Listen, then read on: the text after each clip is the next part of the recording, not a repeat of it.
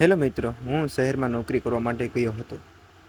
ત્યારે હું કાકાના ઘરે રોકાયો હતો.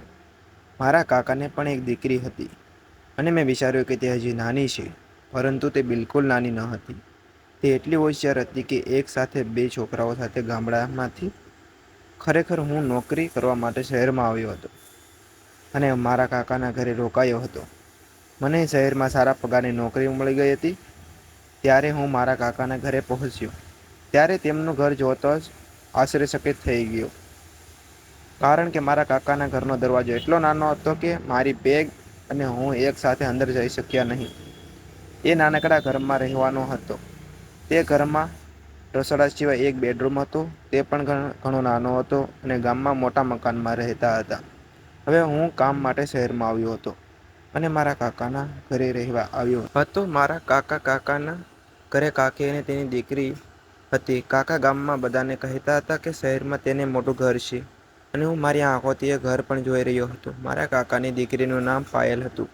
પાયલ મારા માટે પાણીનો ગ્લાસ લઈને આવી ત્યારે હું તેની સામે જોતો રહી ગયો. જ્યારે તે 5 વર્ષની હતી ત્યારે જોઈ હતી, પરંતુ હવે તે 100 વર્ષની થઈ ગઈ હતી અને હવે તે વધુ સુંદર અને આકર્ષક લાગી રહી હતી. પછી કાકી મારા માટે નાસ્તો બનાવવા લાગી. કાકી મને મૂકીને ખૂબ જ ખુશ થઈ ગઈ.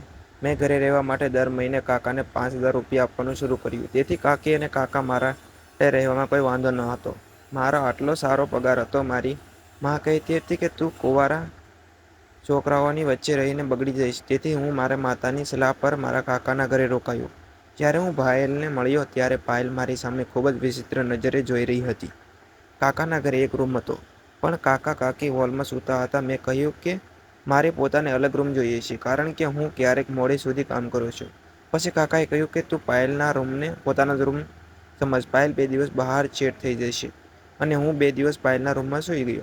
પણ 2 દિવસ પછી પાયલ તેના રૂમમાં પાછી આવી ગઈ. મારે 15 દિવસ થઈ ગયા હતા. પછી મેં મારા કાકાના ઘરને મારું ઘર માનીને વસ્તુઓ ખરીદી અને કાકાના ઘરે લાવ્યો. પાયલ માટે ડ્રેસ લીધો અને મારા કાકા માટે કપડાં અને કાકી માટે સાડી અને ખાવાની વસ્તુઓ પણ લાવ્યો. એ બધું જોઈને તે બહુ ખુશ થઈ ગયા. હવે પાયલ હસતી હતી અને મારી સાથે વાત કરતી હતી. એક દિવસ મારો હાથ પકડીને તે રૂમમાં લઈ ગઈ અને પાયલે કહ્યું, પાયલ, તું આ શું કરે છે? તે તારા માતા-પિતા છે. આ સમય દરમિયાન મોજ કરવી યોગ્ય નથી. પાયલને તેના માતા-પિતા સામે આવી રીતે જોઈને મને થોડો ગુસ્સો આવ્યો, પણ તેણે મારી પાસે માફી માંગી અને કહ્યું કે કોઈને કહેતો નહીં. આજ પછી હું આવું નહીં કરું. બીજા દિવસે ઉઠીને કાકાને કહ્યું, કાકા, તમારે મોટું ઘર ખરીદવું જોઈએ. હવે પાયલ મોટી થઈ રહી છે. તેને પોતાનો અલગ રૂમ પણ હોવો જોઈએ અને તમારો પોતાનો અલગ રૂમ હોવો જોઈએ. તો કાકા સાથે વાત કરતી વખતે મારા ફોન પર મેં મારી માનો કોલ રિસીવ કર્યો. ત્યારે મારી માં કહે છે કે તને એક છોકરીનો ફોટો મોકલ્યો છે, તે જોઈને કહે તને કેવી લાગી? મેં કહ્યું, માં, મને છોકરીઓનો ફોટો ગમ્યો છે. આ સાંભળી મારા માતા ખુશ થઈ ગઈ. મારી માતાની પસંદગી મારી પસંદગી હતી. મારી માતાએ તરત જ આગામી ફાગણ મહિનામાં મારા લગ્ન કરવાનું નક્કી કર્યું. લગ્નના થોડા દિવસોની રજાઓ પછી હું નોકરી માટે પાછો શહેરમાં આવ્યો. ત્યારે માતાએ કહ્યું કે તારી પત્નીને થોડા દિવસ સાથે લઈ જા. હું તારી પત્નીને પોતાની સાથે શહેરમાં લાવ્યો. પહેલાં હું શહેરમાં મારા કાકાના ઘરે રહેતો હતો, તેથી જ હું મારા કાકાના ઘરે જ આવ્યો. હું મારી પત્ની સાથે મારા કાકાના ઘરે આવ્યો ત્યારે પાયલનો રૂમ અમારો બની ગયો. તે તેના માતા-પિતા સાથે હોલમાં સૂતી હતી.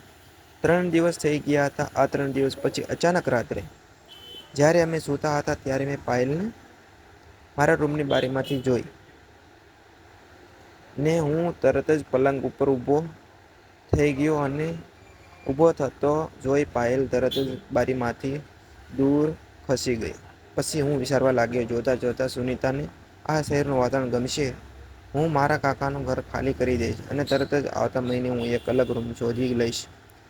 પણ 10 દિવસે સુનીતાએ કહ્યું કે હું અહીંયા લાંબો સમય નહીં રહી શકું.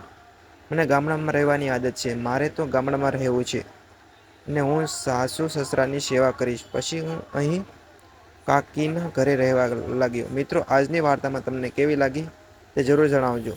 ફરી મળીશું નવા વિડીયોની અંદર. ત્યાં સુધી આવજો મિત્રો. વિડીયો પૂરેપૂરો જોવા બદલ આપ સૌનો ધન્યવાદ. મિત્રો ટાટા બાય બાય, મળીશું આવતીકાલે નવી વાર્તાની અંદર.